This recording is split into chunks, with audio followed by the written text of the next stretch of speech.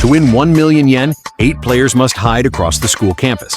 If they can evade a massive manhunt by 760 students for 20 minutes, they'll claim the entire prize. Otherwise, the students split the money.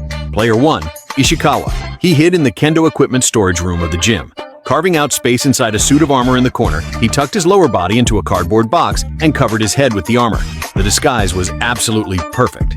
Player 2, Fukumoto. She built a secret cubby in the corner of the gym staircase, just big enough to fit her. The spot was so out of the way, it's possible no one would even stumble upon it. Player 3, Kawai. She chose the lecture hall, surrounded by soundproof metal mesh walls. Using the same material, she constructed a pillar with ample space inside to hide. Its surface texture matched the real pillars perfectly, no flaws whatsoever. Player 4, Nakajima. He extended the staircase leading from the gym to the stage, creating a hidden compartment. To keep it seamless, he extended the opposite staircase too, maintaining symmetry so nothing looked out of place. Player 5, Nakamura. Opting for an outdoor hideout, he added an extra row of unused U-shaped bricks near the dormitories. Lying under the bricks, he'd only be discovered if someone pried open the second brick from the front. Player 6, Kubo. He hid on the school's rooftop, which was off-limits during the game. Dressed in camouflage, he just needed to avoid detection from below. At a glance from far away, he was nearly invisible. Player 7, Matsuo. He squeezed into an exhaust fan outside the classroom building. After blackening his face, he blended completely into the surroundings. It all came down to whether students would look up and spot his dark face. Player 8, Soshina. He installed a fake water fountain on the outer wall of the gym. Matching the campus's existing facilities down to the smallest details, the faucet even worked. No one would suspect it was a hiding spot, unless they noticed the extra fountain. With all 8 players hidden, the countdown ended. Students flooded out of classrooms like a tidal wave, their footsteps and shouts filling the campus as they scattered to every corner. The large-scale manhunt had begun. The lecture hall where Kawai hid was the first to be searched. Students ran their hands along the walls as they passed, but they missed her spot entirely. At Soshina's fountain, everyone rushed toward the gym, paying no attention to the extra fixture. Inside the gym, 2 girls checked the kendo room first but left after a quick scan. Meanwhile, Kubo and Matsuo, 2 of the most exposed players, watched students scurry below. Unfortunately, no one bothered to look up. Their luck was surprisingly good. Nakajima, however, wasn't so lucky.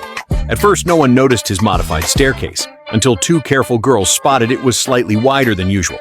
Following the clue, they checked further and uncovered Nakajima in the compartment. He became the first player eliminated. Ishikawa, hiding in the armor, soon faced a crisis. A glasses-wearing student inspected each suit of armor, while the others moved easily when pushed. Ishikawa's didn't. After all, he was holding it up with his head. Knocking on the armor, he realized it was hollow and called his classmates. Together, they lifted the armor and found Ishikawa inside. The second player was caught. Eliminating 2 players boosted the students' morale, and more people swarmed the gym for a thorough search. Fukumoto, hiding in the staircase corner, survived the first round but didn't last long. Minutes later, a student running up the stairs heard a muffled sound from under the steps. Stopping in his tracks, he called friends to investigate. Confirming a hidden space, they moved the fake wall and arrested Fukumoto on the spot. Kawai dodged wave after wave of searches. Someone even touched her hidden door, but the material was so realistic it didn't arouse suspicion. At Soshina's fountain, a girl noticed the extra fixture, but only checked the edges, missing the hidden door by inches. On the rooftop, several students running across the playground finally looked up and spotted Kubo. The sun shone on his uncamouflaged face, making it stand out. It should have been an easy find, but he'd lasted surprisingly long. In the last 30 seconds of the first half, Nakamura, hiding under the bricks, couldn't hold on.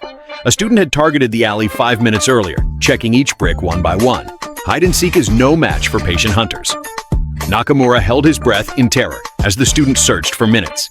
Finally, prying open the second brick from the front, he came face to face with Nakamura, who smiled bitterly and raised his hand, becoming the 5th eliminated player.